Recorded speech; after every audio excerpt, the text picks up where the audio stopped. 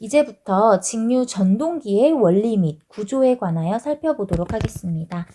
전동기는 전류를 흘려서 기계를 움직이죠. 그래서 전기 에너지를 운동 에너지로 바꾸어주는 역할을 합니다. 기본적으로 플레밍의 왼손 법칙에 근거하는데요. 엄지는 힘의 방향, 검지는 자기장의 방향, 중지는 전류의 방향을 나타내고 이것을 이제 각도와 함께 다 곱해주게 되면 힘의 크기가 됩니다. 이전에 학습했던 발전기 같은 경우에는 플레밍의 오른손 법칙에 근거했다면 직류 전동기 같은 경우에는 왼손 법칙에 근거를 하죠. 이와 같은 특징이 문제에 종종 출제되기 때문에 꼭 기억해 두었으면 좋겠습니다. 직류 전동기의 구조에 관하여 살펴볼까요? 첫 번째는 타여자 전동기입니다. 전동기는 발전기와 반대되는 특성이 있어요. 이 발전기 같은 경우에는 전기자에서 전류가 흘러나왔다면 전동기는 부하에서부터 전기자로 흘러 들어갑니다. 그래서 키르요프 법칙에 의해서 식을 세우면 V는 E 더하기 IA RA라는 공식이 나타나게 되고요. 이것을 역기전력에 관련된 공식으로 고쳐보게 되면 V 빼기 IA RA라는 공식이 나타나게 되는 거죠. 발전기에서의 공식과 비교해 봤을 때 발전기는 덧셈으로 이루어진 공식이었다면 전동기는 뺄셈으로 이루어진 공식이 됩니다. 그래서 반대되는 특성이 여기서도 나타난다는 것을 잘 기억해 두시면 좋을 것 같습니다. 발전기하고 마찬가지로 자여자 전동기 같은 경우에도 분권, 직권, 복권이 있습니다. 따라서 분권 전동기부터 살펴보겠습니다.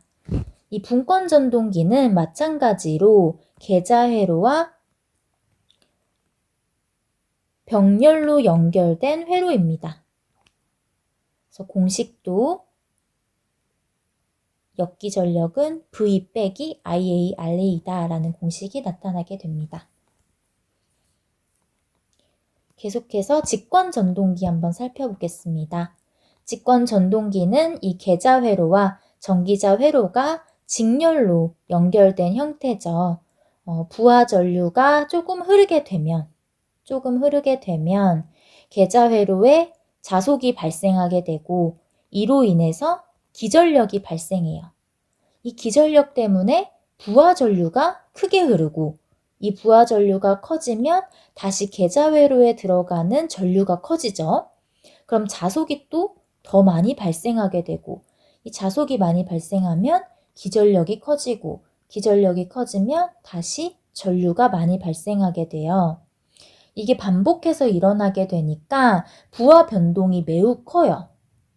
그래서 큰 기동 토크가 요구되는 전동차라든지 크레인이라든지 전기철도 등에 이용되는 특징이 있습니다. 관련 문제 풀어보도록 하겠습니다.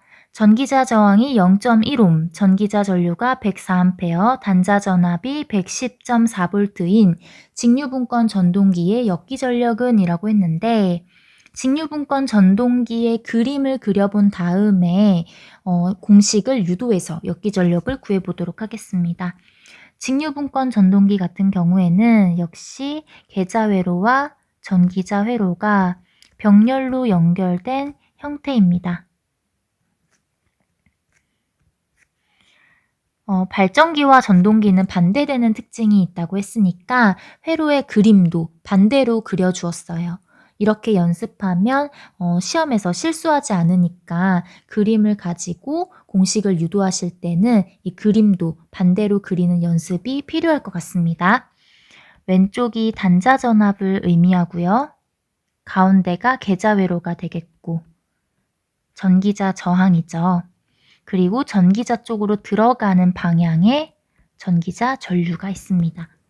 키르요프 법칙에 의해서 공식을 유도해 볼게요. V는 IA, RA 더하기 2가 되겠죠. 대입해보면 110.4는 104, 전기자 전류인 104 곱하기 전기자 저항 값을 곱해주고 역기전력과 더해주면 되겠네요. 곱하고 빼주면 역기전력 값은 100V가 되겠습니다. 정답은 2번이죠.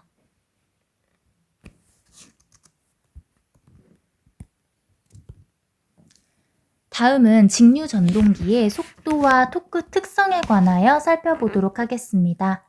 직류 전동기 속도에 관한 공식을 유도하게 되면 부하 전류가 커질 때 속도가 작아지는 반비례 특성을 가지고 있어요. 그래서 기본적으로 다음과 같은 그래프 형태를 띠게 되는데 가끔 문제에서 이 그래프가 가리키는 각각의 전동기가 무엇인지 물어볼 때가 있습니다. 그래서 기억해 두어야 해요. 만나는 점을 기준으로 해서 속도 그래프 같은 경우에는 밑에서부터 직가, 분, 차 순서입니다. 우리는 직가, 분, 차를 외워두면 문제 풀기가 훨씬 수월할 거예요. 그래서 속도 특성 곡선에서 만나는 점을 기준으로 오른쪽을 보았을 때 밑에서부터 직가, 분, 차.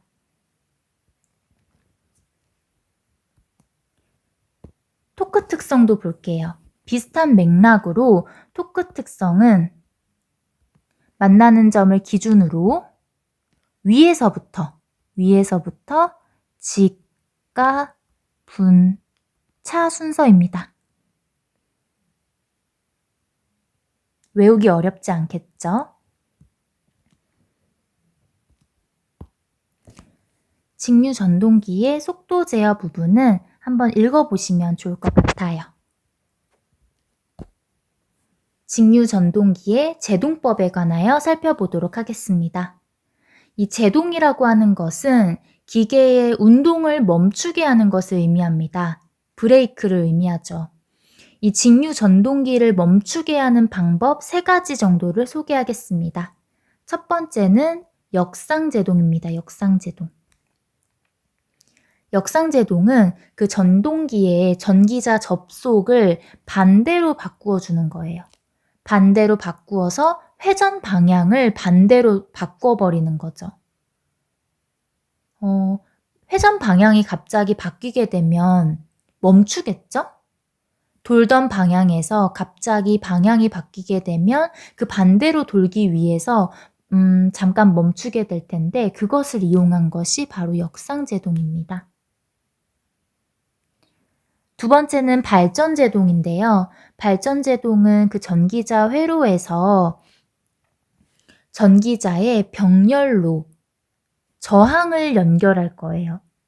저항을 접속시켜서 그 전원을 딱 차단하면서 그 전류를 그 병렬 접속된 저항으로 흐르게 해서 그 멈출 때 그 에너지를 저항해서 소비하게끔 하는 거죠.